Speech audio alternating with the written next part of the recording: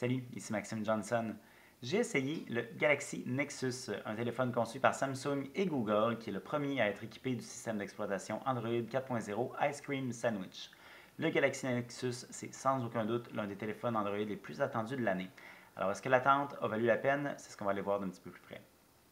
Voici le Galaxy Nexus. Alors, le Galaxy Nexus, comme vous pouvez le voir, c'est un téléphone qui est équipé d'un très grand écran de 4,65 pouces. En fait, c'est l'écran le plus grand sur le marché au Canada. On va avoir une petite idée de comparaison. L'iPhone 4S que j'ai ici, c'est un écran de 3,5 pouces. Donc, celui-ci est vraiment beaucoup plus gros. Beaucoup plus gros aussi, en fait, que l'appareil carrément. Alors, au niveau des autres caractéristiques à l'extérieur, peut-être avant de l'ouvrir, j'ai ici un appareil photo de 5 mégapixels. Oui, vous avez bien compris, 5 mégapixels, donc 3 de moins que la très grande majorité des téléphones intelligents sur leur marché présentement. J'ai derrière un tout petit haut-parleur. Donc ça, c'est vraiment un des points faibles là, de l'appareil carrément. C'est vraiment pas fort. Donc si vous écoutez de la musique, si vous utilisez le main libre aussi, là, on aurait aimé quelques décibels de plus. Alors, on a ici la prise audio qui est en bas de l'appareil et non en haut. J'ai un autre appareil photo numérique en avant de 1,3 mégapixels.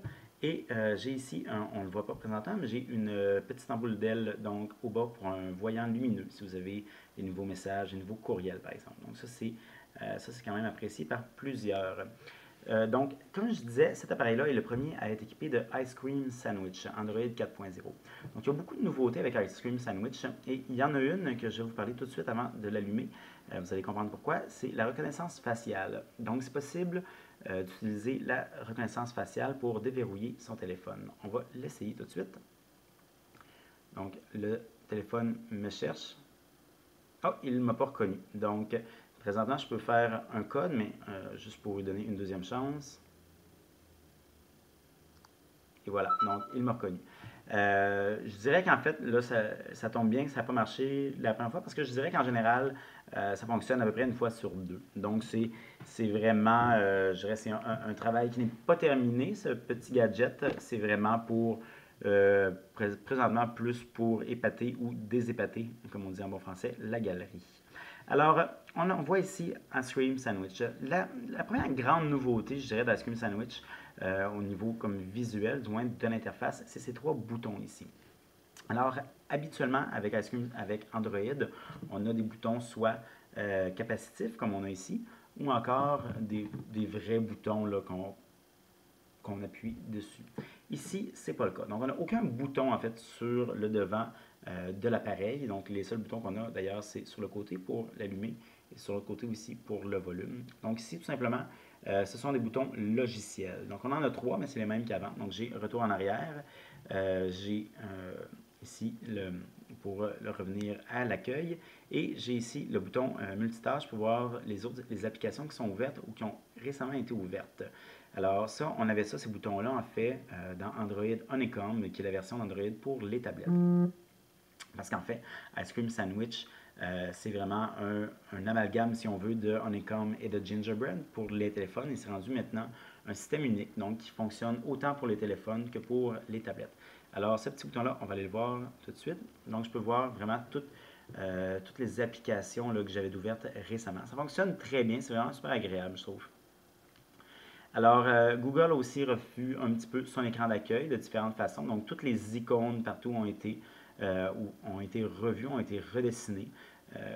La typographie a été changée. C'est une nouvelle typographie qui s'appelle Roboto. C'est quand même assez joli, mais bon, je sais, est-ce que ça fait une différence ou pas? C'est un peu difficile à dire. On peut le voir aussi lorsque je tourne d'un écran à l'autre, on a la barre de recherche Google qui ne disparaît plus. Donc, ce n'est plus un widget, mais c'est vraiment, ça fait partie intégrante maintenant de l'interface. Ça ne bouge plus. Autre différence maintenant, le menu ici de notification. Alors, première des choses, je peux désormais glisser un item pour l'enlever. Voilà, tout simplement comme ça. Je peux aussi avoir accès directement à mes paramètres. Donc, comme ça. Alors, c'est pas nouveau par rapport à Android en général. En fait, il y a beaucoup d'interfaces de certaines compagnies qui le font. Mais Android Ice Cream Sandwich maintenant le fait donc de base. Alors, c'est quelque chose que vous allez avoir maintenant sur tous les nouveaux appareils. Les paramètres, pendant qu'on y est, donc l'interface a été revue, c'est plus joli. C'est aussi, il y a certaines nouveautés aussi qu'on apprécie beaucoup. Celle qu'on apprécie le plus, en fait, c'est ici, consommation des données. Alors, ça permet de gérer les données qu'on consomme, pardon, ça permet de gérer les données qu'on consomme dans un mois. Alors, moi, je peux dire mon forfait est de 5 gigaoctets et à partir de 4 gigaoctets, je veux que tu m'avertisses pour que je réduise ma consommation, par exemple. Donc, je peux dire aussi à partir de 5, tu arrêtes complètement de télécharger, comme ça, je ne dépasse jamais mon forfait. Alors, donc, non seulement on peut avoir une approximation de notre consommation totale de données, mais on a aussi une approximation, par exemple, de la consommation par logiciel. Donc, j'ai ici, entre autres, l'Android Market qui a, dans ce cas-ci, 124 mégaoctets. J'ai Musique qui a ici 109 mégaoctets. Donc, j'ai Musique 109 mégaoctets. Bizarre, je me souviens pas d'avoir téléchargé tant que ça.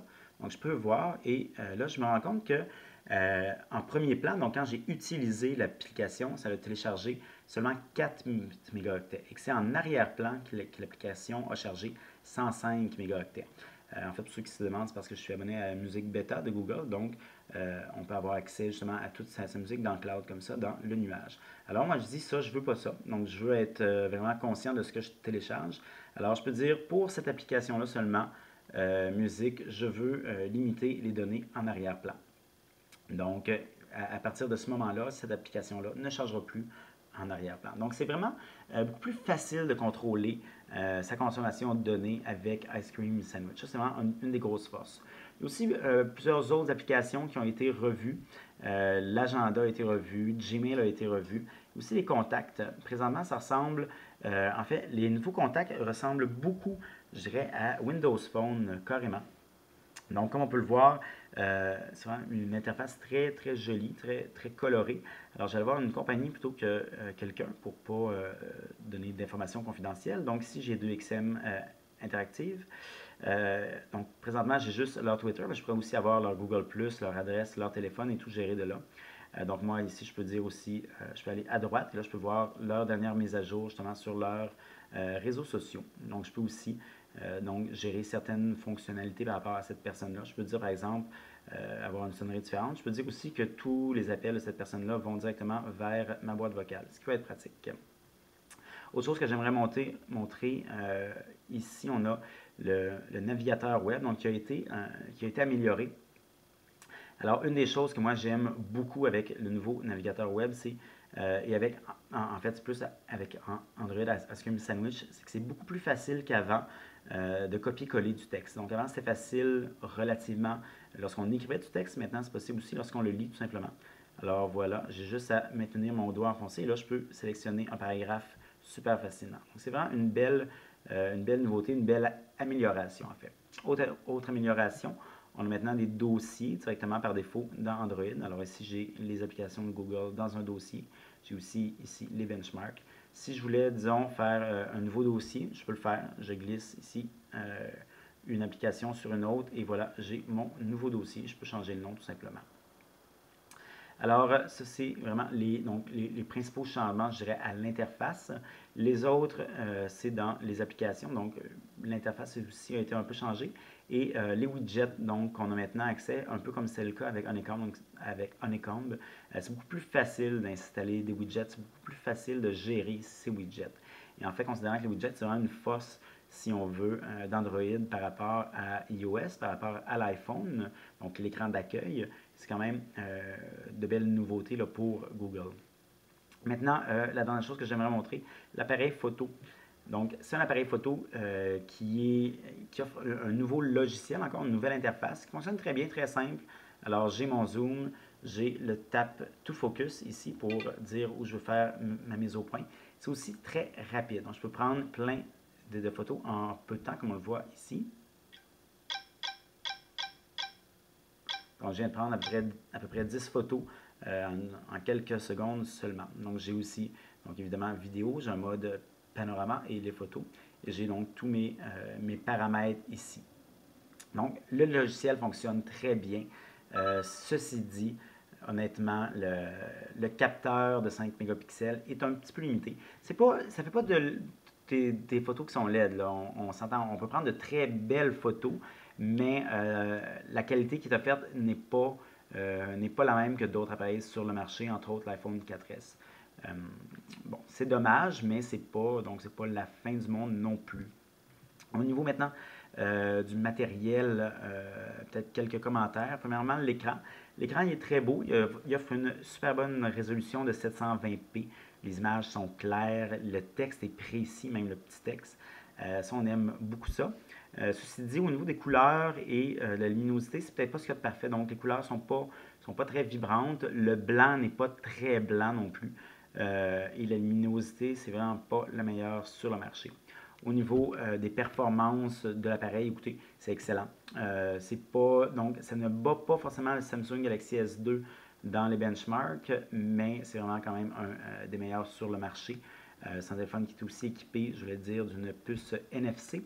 Donc, une technologie vraiment du futur qui va permettre à votre appareil d'être bon longtemps si on veut. Donc, le genre de choses qu'on peut faire avec une puce NFC, lorsqu'éventuellement il va y avoir du paiement par NFC, ça va pouvoir être fait, donc dans les boutiques, mais aussi tout simplement, si vous avez deux téléphones, vous pouvez partager des données sur des jeux, partager une page web, partager des fichiers, etc., tout simplement en les collant. On pourrait avoir aussi un haut-parleur sans fil NFC que j'aurais juste à taper mon téléphone dessus pour vraiment les synchroniser ensemble. Donc ça fonctionne. Présentement, on n'a pas encore beaucoup d'utilisation pour le NFC, mais ce téléphone-là, vous l'achetez généralement avec un contrat de 3 ans pour 159 $. Et donc, vous allez avoir cette caractéristique-là pour les autres années. Pour l'instant, le Galaxy Nexus est lancé chez Bell et Virgin Mobile, mais la plupart des autres opérateurs devraient l'avoir au Québec au début 2012.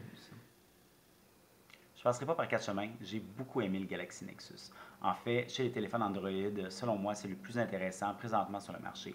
Et en fait, ça risque d'être le plus intéressant pour quand même un certain temps, puisque comme c'est un téléphone Nexus, donc c'est lui qui reçoit pour encore un bout les mises à jour de Google en premier, et il nous a vraiment une expérience vanille, comme on dit, d'Android, donc une expérience de Google qui présentement est vraiment de mieux en mieux. Est-ce que c'est le seul appareil Android intéressant? Non, il y en a d'autres. Écoutez, il y a encore le Samsung Galaxy S2 que j'avais beaucoup aimé l'été dernier et que je trouve qui est encore un bon téléphone et qui, à certains égards même, mais justement certains est supérieur à celui-ci. Ceci dit, si on prend l'ensemble de l'appareil, vraiment le Galaxy Nexus chez les Android, présentement, il n'y a pas mieux. Est-ce que maintenant le Galaxy Nexus est meilleur que l'iPhone 4S? C'est une question de choix. Donc, vraiment, les deux plateformes maintenant se ressemblent beaucoup. Les deux plateformes ont des avantages, des inconvénients. Les deux appareils en tant que tels ont des avantages, des inconvénients. Donc, c'est vraiment une question de où vos priorités sont par rapport à ces caractéristiques-là. Pour avoir plus d'informations, je vous invite à consulter mon site web maximejohnson.com/techno.